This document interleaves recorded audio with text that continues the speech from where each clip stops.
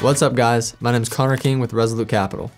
Over the past few days, I've listened to all 4.5 hours of the Berkshire Hathaway 2020 annual shareholders meeting, and I've taken notes on the points I found most interesting. In this video, I'm going to recap the meeting in about 5 or so minutes to save you some time. Let's get into it. To show your appreciation for me listening to all 4.5 hours, please give this video a thumbs up and subscribe to our channel where we post 2 videos every week. This video is for entertainment purposes only, and you should always consult a professional financial advisor before making any decisions with your money. So Warren started off the meeting by suggesting that you should always bet on America, and here are my notes from it. So the combined ages of Warren, Charlie Munger, and another person on their team, Greg Abel, are older than the USA. So that's pretty cool. In 1789, the country's wealth was roughly $1 billion, and that's just a wild guess from Warren.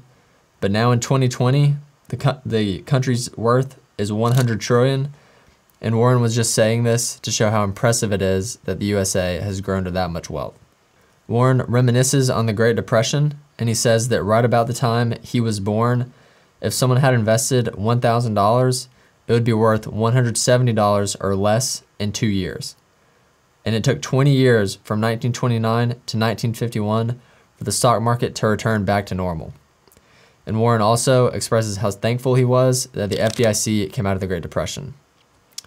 He moves back to saying that you should never bet against America, and he says that in 2020, we are now a better country as well as an incredibly more wealthy country than we were in 1789.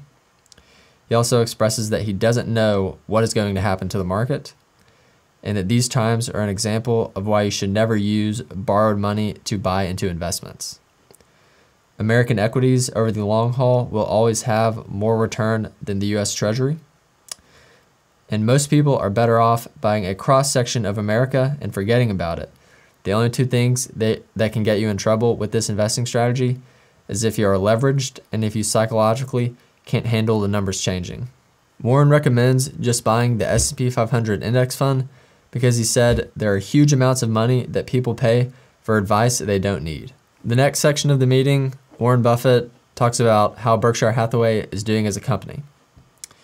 And first he says that he doesn't know the consequences of shutting down the American economy. So that's very unknown to him as well.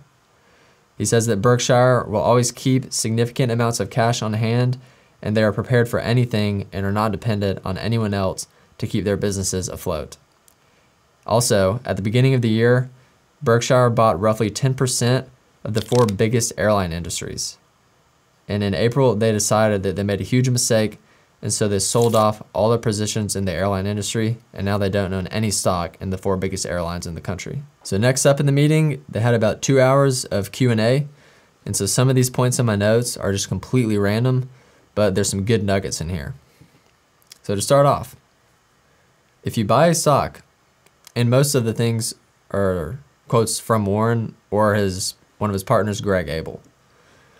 If you buy a stock, you should be able to hold it for a very long time and be able to handle it psychologically, and you should understand it completely.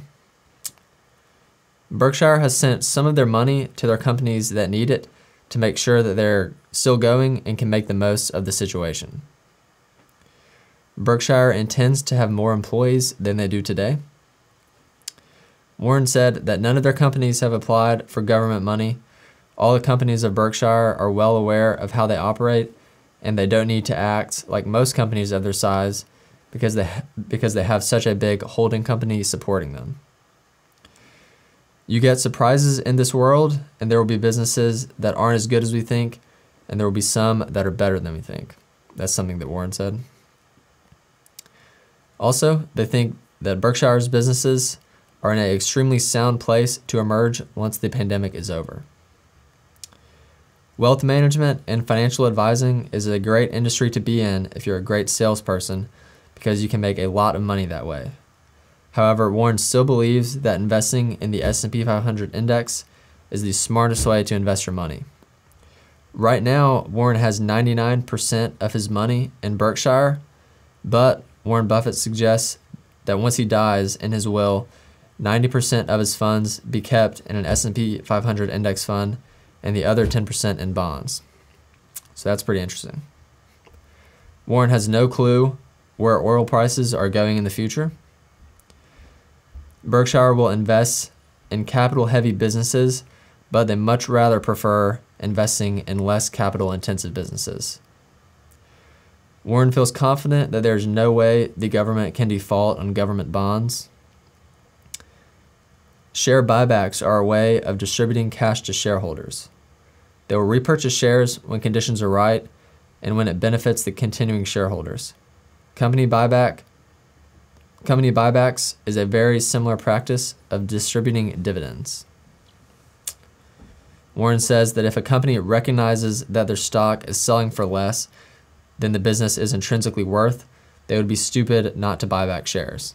That's what he thinks. Someone asked if they had thought about splitting the price of their Class A shares, but Warren said that you can convert any Class A shares to Class B shares. Berkshire owns a lot of bank stocks, and they have confidence in the American banks. Berkshire has an interest in people using credit cards, but Warren recommends that people not use credit cards as a piggy bank to be rated. Warren encourages everybody that they not be paying high credit card interest rates. Warren thinks the payroll protection plan is a really good idea and that it is the right thing to do, and he gives credit to Congress for acting how they did. Finally, he says that Benjamin Graham, the author of The Intelligent Investor, is one of the 3 smartest people he has ever met. Warren concludes with saying that there may be some unpleasant surprises down the road he doesn't know, but that you should never bet against America. Thanks for watching this video. If you enjoyed it, please like it and subscribe to our channel where we post 2 videos every week. Let us know down in the comments what you thought about what we had to say in the Berkshire Hathaway annual meeting as a whole, and we'll get back to you. See you next time.